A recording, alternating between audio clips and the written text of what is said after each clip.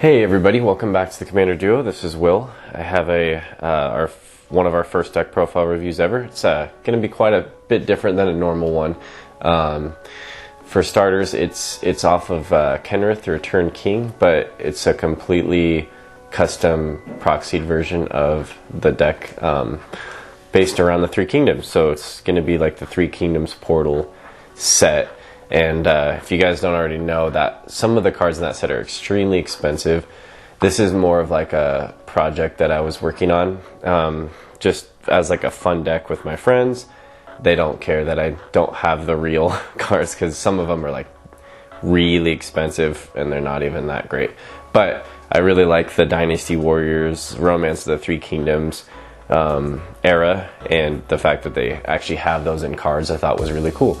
So I thought Kenrith would be the best commander, being that I needed all 5 of the colors. For the actual commander, I chose to do Sun Jian. I made a custom Sun Jian card as the leader.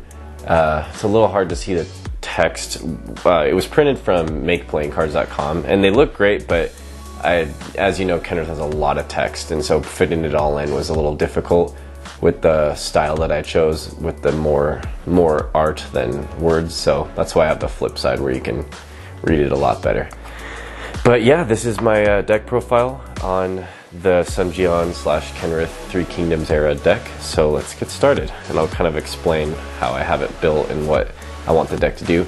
These are also custom sleeves I made for the deck as well. Kind of went all out on the project. So it's all of the signets, and I did a custom like galaxy art, and then I did like a Zodiac Tiger just because of him being the Tiger of Xiangdong. But anyways, alright, let's get started with the creatures. So all of these cards, except for a few lands, I made myself on Card Conjurer. So the arts are completely different than the original. I will put a picture of the original side by side so you can see each one after the video is made. So you can see the difference, because some of the arts, it's cool, but it's very, very old. So alright, and some of these creatures aren't that great. This is all like a for fun flavor deck, so it's not super competitive at all. Starting off, we have Menghuo, the Barbarian King. Gives other green creatures +1/+1. For 5 mana, not the greatest because we don't have that many green creatures in here, but gotta have them. And as you can see, I did a custom watermark just so it distinguishes that I made these, and then I have all the copyright, different things like that removed off of there, just so Make Playing Cards can actually print these, and they turn out really nice. Hopefully it focuses. You can see the artwork looks awesome. Alright, we have Zhao Si, Mocking Sage. Not a bad card. Cool leader, but he's better to go against horsemanship because he can't be blocked by them. He has X-Proof too. Then we have Lady Zhurong. Here's our first horsemanship card. I thought the horsemanship mechanic was really cool. It's not that broken considering how subpar the creatures or people can be. So yeah, if you don't know already, horsemanship is basically unblockable unless the enemy has a creature with horsemanship. So that's how that works. Essentially, the deck does its damage through horsemanship. And then I also added flavor text on all of these, which took a while to get this done, but I'm very happy with how it turned out. Next, we have Huao Tuo, the Honored Physician. And I also, this card has a updated one, if I believe, but a lot of these all just have the one original. I updated their text to be more of like the modern, because the old descriptions were a little weird, how they described the tap symbols and all that. So that's it for the greens. Like I said, not very many greens, just the 4. Yeah. Now we have Guan Yu, one of my favorites. Horsemanship. When he's put into play, you can shuffle him into the library. He's at 3/5. Not super strong, but again, the horsemanship's nice, and with Sun Jian we can boost our horsemanships with the counters. Here's Zhao Yun. He's actually called Zhao Zilong Tiger General in the official MTG art. If you can see right there, I made sure the original word was there, so it's like playable, but I named it how he is in like Dynasty Warriors and his alternative nickname. Really cool arts. I tried to make sure I found arts that had a consistent look to them. Some of them not as much, but I mean, it's hard to find good artworks on these guys sometimes, but I think that was the best one for Xian. Next we have Zhang Fei, and if I butcher how their names are spelled, you know, I don't know, they're kind of hard to pronounce. So we got just Horsemanship Vigilance. Then we have Huangzong, Shu General. Not the best card, but still a really cool character. Definitely remember him from Dynasty Warriors. It's really cool. Got Liu Bei, Lord of Shu. There are a couple small mistakes with these because I had to write them out myself. So if you see, you can tell there's a capital U there. I'm like, I don't want to resend these off to be printed just to have these fixed. But yeah, there's a couple little mistakes I'll point out. So that's one of them. Then we have Kong Ming, Sleeping Dragon, which is actually known as Zhuge Liang. So I put his other name in the flavor text. Got Peng Tong. He just taps, gives someone a little defensive boost. So that's it for white. Then we have, starting with red, we have Dio Chan. This is pretty cool effects. You tap her, you can destroy a creature, but then your opponent gets to destroy one. And a lot of these effects are limited to being able to be used before attackers are declared and only on your turn. So they're kind of like sorcery taps. So you can't do this on someone else's turn. Dong Zhao. Actually pretty powerful card. Kind of funny, you just target a creature and then they deal damage to that player equal to their power. So if they got something big on board, it can be pretty devastating. And yeah. Got our boy Lu Bu. Got the best quote. If anyone's played the Dynasty Warriors where he announces that quote, it's pretty funny. Can anybody provide me with a decent challenge? For 6 mana, I mean, it's haste horsemanship, it's not bad. You're going to feel like you're not getting a whole lot of value when you bring these guys out, but you'll understand the way the rest of the decks build on how I can get these guys out. We got Wan Shao, another horsemanship. Really cool general, one of the major ones. We got Ma Chao, Western Warrior, another horsemanship. Kind of funny, when he attacks alone he can't be blocked, but he has horsemanship, so I mean, for the most part he can't be blocked anyways. That's it for red. Moving on to blue. So there's a couple of the cards that I printed that I probably wouldn't always run. Like this guy's kind of weird. He's an 8/8, but he can't attack unless that player has an island. So he's very limited, and for 7 mana it's not the best, but still a cool card, and I wanted to make sure I had all the heroes in here. Lu Su, decent. It's a very small power and everything, but it gives you a draw, so it's kind of nice. Gotta have your advisors. We got Sun Si. He has horsemanship, and then he has the effect kind of like Mana War, where when he enters you can bounce a creature. So not too bad. He's also the son of Sun Jian. Lu Meng, just a standard horsemanship. And again, I tried to keep these arts as consistent as I could. Thought they looked really cool with the larger extended art. Then we got Sun Quan, probably one of the best guys, I think. He gives every creature you control horsemanship, including Sun Jian, so we can also make our commander be the one that deals damage through horsemanship. It gets pretty easy to get damage through, even if we're just hitting small at first. Next we have Zhuge Jin, Wu Strategist. He can make a creature unblockable this turn. Not the most relevant, but again, I want to run all the leaders in here. So, got Lady Sun. Return her and another creature to the owner's hand. It's kind of like Dio Chan, except instead of destroy, it's like a double bounce in a sense, except our opponent doesn't choose. We got Lu Xun, Scholar. When he deals damage, you get to draw, and he does a horsemanship. He doesn't hit hard, but good value. Draw power is always good. And that's it for blue. Moving on to our swamp or black cards. We have Zhang He, the Wei General, horsemanship, and he also gives everyone a boost when he attacks. Zun Wu, Wei Advisor, gives someone a little bit of a power boost, kind of like the other guy that gives the defensive boost. So that's nice to get a little bit more damage through. Sima Yi, I was a little disappointed because this guy is an extremely great strategist in the lore and a very powerful hero, and I feel like he has I feel like he has a pretty subpar effect. His power is equal to the number of swamps you control. But I think if you ran this like a mono black with all the other cards in the Three Kingdoms, it could be good. But for me, it's not. It's just no horsemanship or anything, and it's a 6-drop, but still gotta include him because he's pretty badass. So this is the other card where I have a mistake. I had a tap symbol. I found out later on I could go on Scryfall, look up these cards, and copy their effects so I didn't have to type them all out, and I didn't realize it already added the tap symbol after I did, so now it's just going to be a running joke where I tap him twice every time I tap him. So he's pretty cool though. He can make your opponent discard 2 cards before attackers are declared.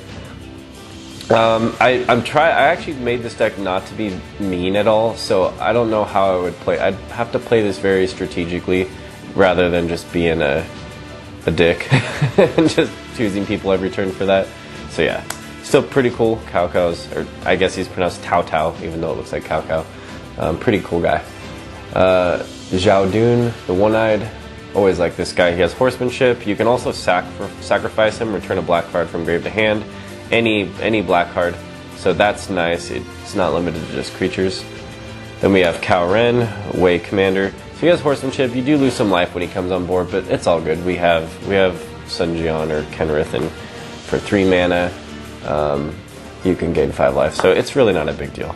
And then finishing up our heroes, I have Zhang Liao, Hero of Hefe. Whenever he deals damage, opponent discards a card. He's a 6-drop at a 3/3, so not a lot of value, and he doesn't have horsemanship. So definitely want to make sure you're swinging him at people that don't have blockers or people that are willing to let you get a draw if you're playing in a diplomatic sense. But yeah, that's the hero lineup. The entire creature lineup is all based around the different heroes from the Dynasty Warriors or Three Kingdoms era. Made sure to include all the legendary ones anyways, not the non-legendary, because essentially my deck theme is uniting all of the leaders under one. So, alright, moving on to the rest of the deck. Separate the lands real quick before we get started. Okay, so starting off, we have 3 visits. Gotta have 3 visits for the ramp, and because it's an actual card that has flavor off of the Three Kingdoms era, I added a little thing about it's the Oath of the Peach card, and essentially is the 3 visits. So I was a little bummed out. I realized Guan Yu is kind of cut out there, so that's sad, but oh well, still think it looks pretty awesome. Tried to put relevant quotes in all these just for flavor. Again, we're gonna have a lot of ramp because having mana in this deck is super important because we always have something to spend mana on. So we got Farseek, we got our Cultivate, really cool art. Tried to make sure to keep it that kind of Chinese, Japanese theme, the temples and whatnot. Next we got Kodama's Reach, again for more mana because we always want mana. We got Sky Shroud Claim, get us some forests and not limited to non-basic. That's it for the ramps. So now we got Fog. So the thing is, we don't have the best blockers, so we want to be able to prevent combat, so I have a couple ways of doing that. Got some good Sun Tzu quotes. The wise warrior avoids the battle. Tried to keep them a little relevant.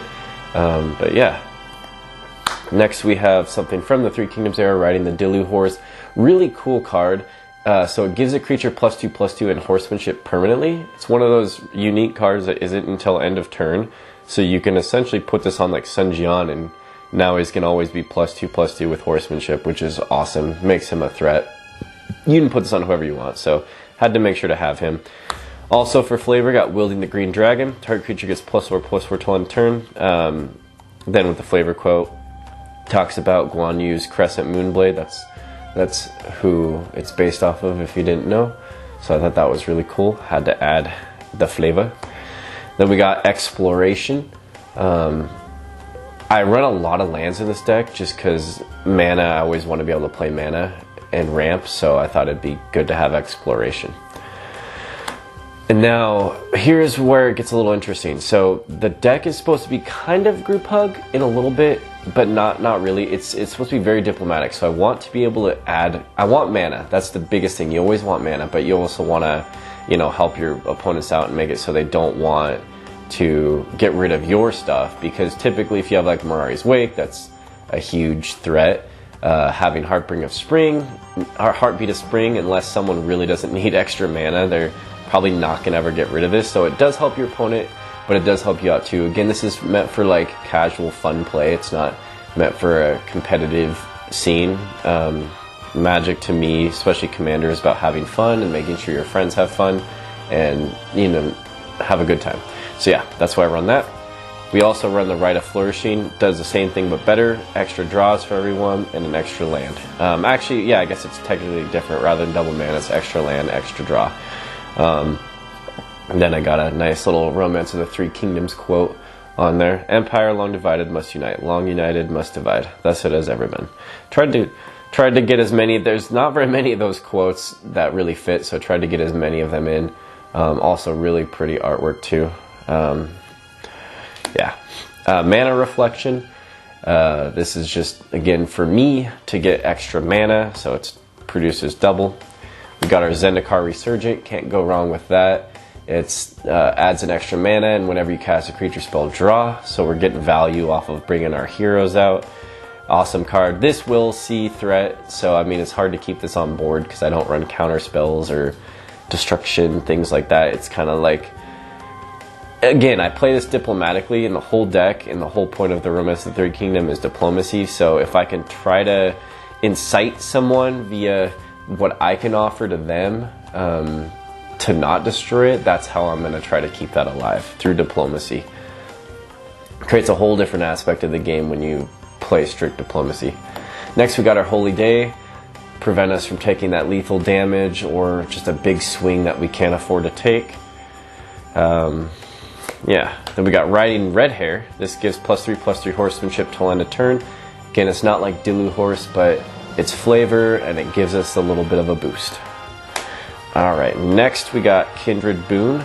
So this, I really like this card because you get to put divinity counters on your creatures, make them indestructible, and it's something over time you can do to essentially bolster your forces, make them more threatening. If you can get a few of your key cards to not get wiped out by a board clear, and the fact that it's instant speed, if we have the mana floating, which essentially the deck wants to float mana on other players' turns, you can do that as an extreme case scenario. So that's always nice. Sometimes people really forget about this card being out there. And if your card gets stolen, that creature isn't indestructible because it's only if you control them with the divinity counter. So that was cool. Next we have Rolling Earthquake. Deals X damage to each creature without horsemanship and each player. So it's, you know, you can wipe non-horsemanship creatures from the board, a whole full board wipe if you need to, or just to deal damage to each player. Yeah, it's a cool card. I don't really know how I feel about keeping it the whole time. I just did it for the flavor, just because I'm trying not to do board wipes. And again, it's not very diplomatic to wipe a board unless it's beneficial to most players, you know? Next we have Relentless Assault. The only way this deck wins is through combat. The deck isn't super concerned with winning, but if it's going to, having a second combat phase is nice, especially if you have a few horsemanship leaders on board to get that damage through. So great, that can be a game-winning card, especially if your Kenrith or Sun Jian is at 11 power, which it's just +6. It's really not hard to get to. And if you can get him that horsemanship, that's 22 commander already. So he is very threatening on his own, even if you don't have the other leaders backing him up. So awesome card. Next we have Mana Flare. Just like Heartbeat of Spring, give me and my opponents mana. It can definitely set people off and you know, get them to the point where they're going to pop off a lot harder than I would. But again, I'm trying to be friendly, diplomatic, and you know, maybe they'll see that this is helping them, so maybe they'll leave me be for a little bit. Is the point. Aggravated Assault.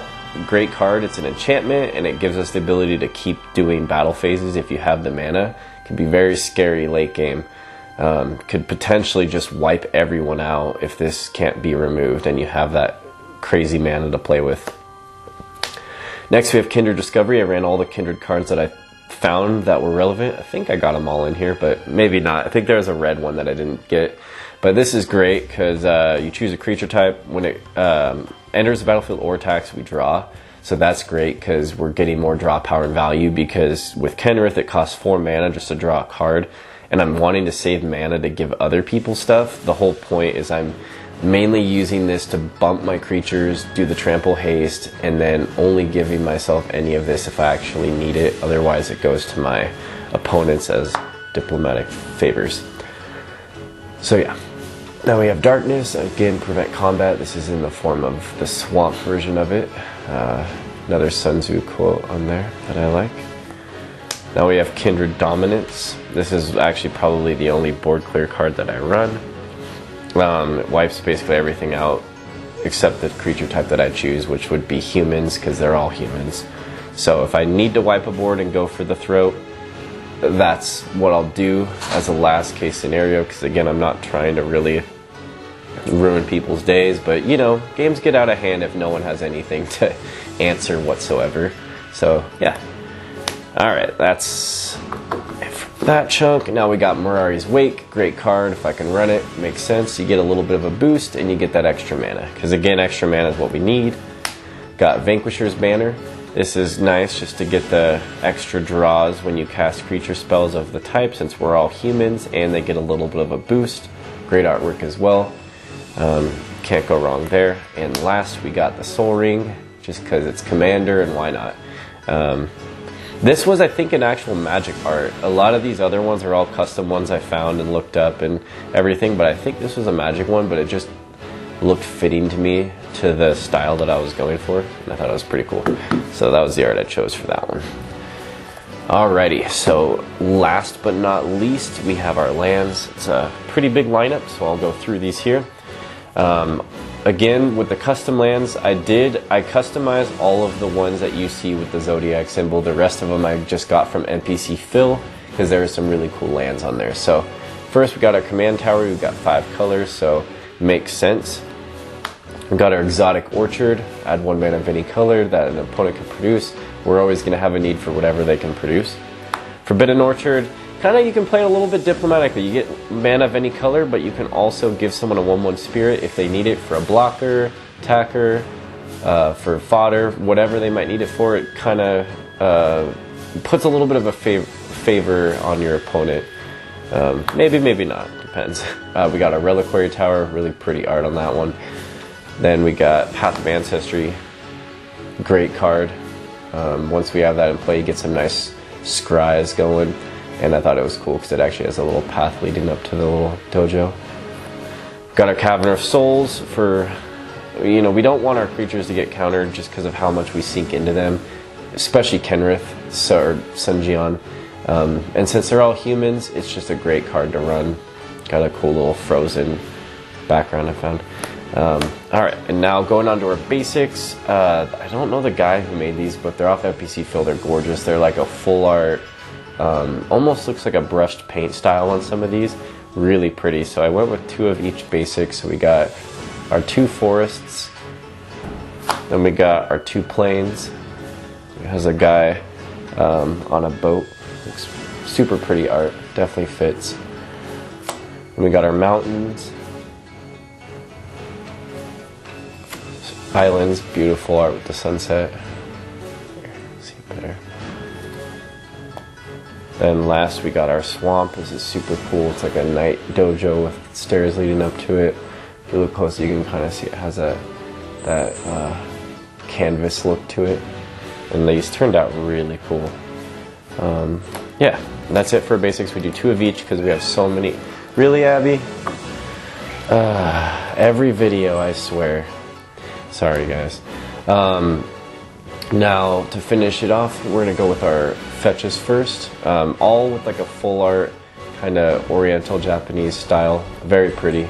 Misty, Arid, got our Verdant Catacomb, Bloodstained Mire, Wooded Foothills, Marsh Flats, Polluted Delta, Windswept, Scalding Tarn, Flooded Strand. That's it. Next we got our Shocks, also kind of a full art style that I kept with whoever made these ones on MPC. So we got our Stomping Grounds, our Watery Grave. A lot of these arts are gorgeous. I love this one, the Godless Shrine. Temple Garden, Steam Vents, Sacred Foundry, Blood Crypt, Hollowed Fountain, Overgrown Tomb, Breeding Pool, one of my favorite arts for the shocks. Looks gorgeous. And that's it for the fetch and the shock lands. So last part, which can be changed out depending on how I'm feeling about it, but I do currently own 6 of the 10 dual lands, and being that this deck is kind of low powered, I did want to get my consistent mana. So I have 6 dual lands here. They're all alternate versions of cards that someone made. Really cool. They have their own little storylines to them. So this is the High House of Light, but it's also known as the Volcanic Island, and they all have their own little stories behind them. Super cool, very thematic too. So I got the Tropical Island, the Plateau, the Scrubland, the Badlands, and the Taiga. The other 4 I printed off just to complete the set, but I don't run them because I don't own them. Even though I don't own the Dynasty Warriors cards, I own everything else in here. But the other 4, just to show you, there's Savannah, the Far Traveler's Castle, there's an Esteemed House of the Crane as the Tundra, Kyuden Godai, Underground Sea, and Shinomen Mori as the Bayou. Really cool set. If you dabble with make playing cards and MPCFILL, finding these dual lands on here is super cool. And the art they chose just fits so perfect. Very awesome. If I wanted to run all 10 dual lands, I would take out the Rolling Earthquake, the Zhao Sai Mocking Sage, Menghul Barbarian Knight, and probably I think it was not Zhao Yun, but Zhao Yu, I think the one, Abby, stop. Zhao Yu, the one that, it's like an 8/8, can only attack if you have, if your opponent has an island. That's the one I would take out if I wanted to do all 10 dual lands. And I could always run different lands too, but I want the mana to be super consistent for this deck. Overall, I was really excited to build this project. If you have any questions about it, let me know. I've already played it. It was a blast. The whole point of it, you get your boy out, you start pumping out your heroes, whoever you can get out, and start building up your forces like your kingdom. And then essentially from there, you want to leave as much open mana as you can, and you want to play diplomatically with your opponents to help them out in exchange for favors. Of course, this deck is only really fun if you play, with friends that are kind of into that little bit of you're almost essentially role playing a little bit with how you distribute favors. You're kind of want to see how the board is, what people are doing for you, how they're hurting you, and then use that to decide how you're going to distribute your help. But definitely a lot of fun. To build this deck in real life would be really expensive, especially because of the Dynasty Warriors or the Three Kingdoms portal cards. They're very, very pricey. But aside from that, I hope you guys enjoyed the video. I know this is different, being that it's a custom proxy deck. And then real quick, I'll show you the backside. It's very similar to this. It's the uncustomized version. So this is what it looked like originally, black and white. And then I went in, did a galaxy overlay, added the Zodiac Tiger instead of the moon, gave it like a sun flare effect, so that I don't know, this is just something I want to do. I also did a review on these. These are the Dragon Shield custom sleeves. Pretty cool, very expensive though. Don't know if I'd do it again. But yeah, I hope you guys really enjoyed it. We'll have more deck profiles coming out. Of course, real ones. My fiance is doing her Kalia, and then plenty of other deck profiles in the future. We just got our camera set up, so we're just trying to figure things out. But yeah, feel free to leave comments below. Any questions, please subscribe if you like this content. We're doing a whole bunch of different stuff. It's just a fun hobby that her and I want to do. So yeah, I look forward to a lot more, and thanks for watching.